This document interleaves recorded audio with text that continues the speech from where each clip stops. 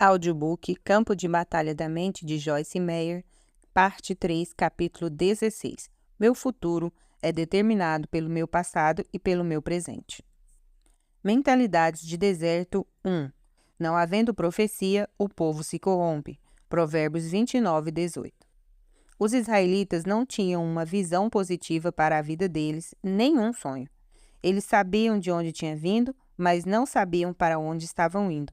Tudo era baseado no que eles haviam visto e podiam ver. Eles não sabiam ver com o olho da fé. Ungido para trazer libertação. O Espírito do Senhor está sobre mim, pelo que me ungiu para evangelizar os pobres, enviou-me para curar os de coração quebrantado, proclamar libertação aos cativos e restauração da vista aos cegos, para pôr em liberdade os oprimidos, para pregoar o ano aceitável do Senhor. Lucas 4, 18, 19. Venho de um passado de abusos. Cresci em um lar disfuncional. Minha infância foi cheia de medo e de tormento. Os especialistas dizem que a personalidade de uma criança é formada nos 5 primeiros anos de sua vida. Minha personalidade era uma desordem. Vivia em simulação atrás de paredes de proteção que eu tinha construído para impedir que as pessoas me ferissem. Eu estava trancando os outros do lado de fora, mas estava também me trancando por dentro.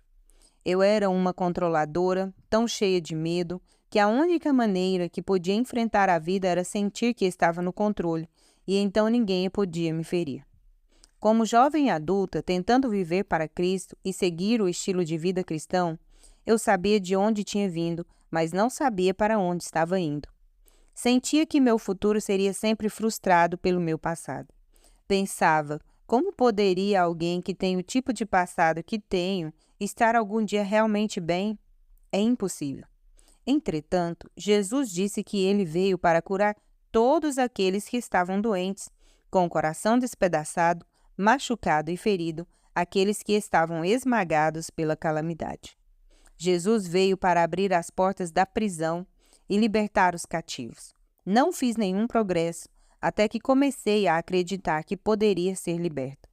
Tinha de ter uma visão positiva para minha vida. Tinha de acreditar que meu futuro não estava determinado pelo meu passado ou mesmo meu presente. Você pode ter tido um passado miserável. Você pode até mesmo estar em circunstâncias negativas e depressivas.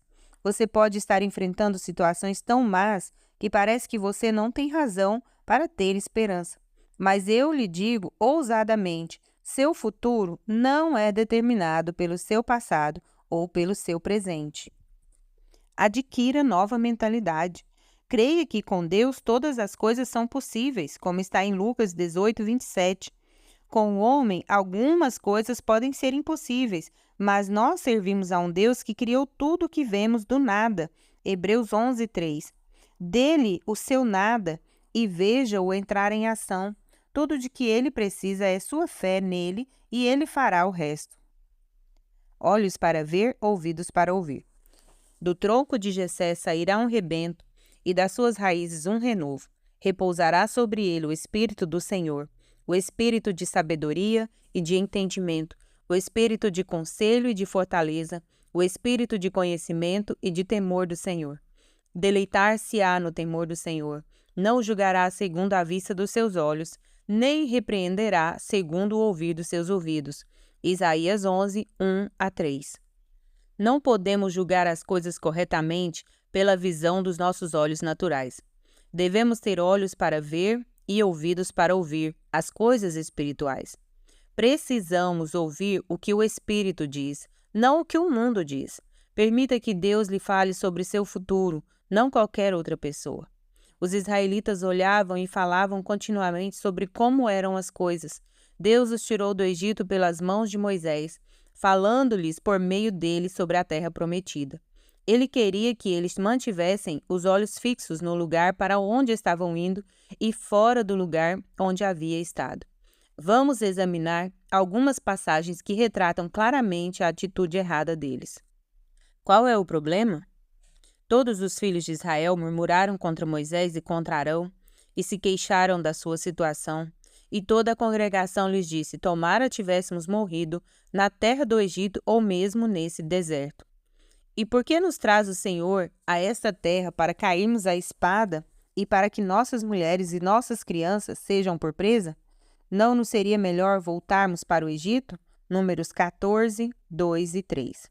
Encorajo-o a estudar essa passagem cuidadosamente. Observe como esse povo era negativo, queixoso, pronto para desistir com facilidade, preferindo voltar à escravidão a continuar através do deserto até a terra prometida. Na verdade, eles não tinham um problema, eles eram um problema. Maus pensamentos produzem más atitudes. Não havia água para o povo, então se ajuntaram contra Moisés e contra Arão. E o povo contendeu com Moisés e disseram: antes tivéssemos perecido quando expiraram nossos irmãos pela praga perante o Senhor. Porque trouxestes a congregação do Senhor a este deserto para morrermos aí, nós e os nossos animais? Números 20, 2 a 4. É fácil ver, por meio de suas palavras, que os israelitas não estavam confiando em Deus de maneira alguma. Eles tinham uma atitude negativa, de fracasso. Eles decidiram que iriam fracassar antes mesmo que tivessem realmente começado, simplesmente porque cada circunstância não era perfeita. Eles exibiram uma atitude que veio de uma mentalidade errada. Más atitudes são fruto de maus pensamentos. Falta de atitude e de gratidão.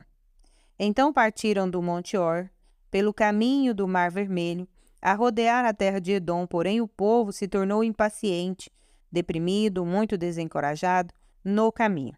E o povo falou contra Deus e contra Moisés, porque nos fizeste subir do Egito para que morramos nesse deserto onde não há pão e nem água? E a nossa alma tem fastio desse pão vil, desprezível, insubstancial. Números 21, 4 e 5. Juntamente com as outras atitudes más que já vimos nos versículos anteriores, nessa passagem nós vemos evidência nos israelitas de uma tremenda falta de gratidão. Os filhos de Israel simplesmente não poderiam deixar de pensar sobre o lugar de onde tinham vindo e onde haviam ficado por tempo suficientemente longo para chegarem onde eles estavam indo. Teria ajudado se eles levassem em consideração seu patriarca Abraão. Ele passou por algumas experiências desapontadoras em sua vida, mas não permitiu que elas afetassem seu futuro negativamente. Com contendas não há vida. Houve contenda entre os pastores do gado de Abraão e os pastores do gado de Ló. Nesse tempo, os cananeus e os ferezeus habitavam essa terra, tornando mais difícil se obter forragem. Disse Abraão a Ló: não haja contenda entre mim e ti, e entre os meus pastores e os teus pastores, porque somos parentes chegados. Acaso não está diante de ti toda a terra? Peço-te que te apartes de mim. Se fores para a esquerda, eu irei para a direita, e se fores para a direita, eu irei para a esquerda.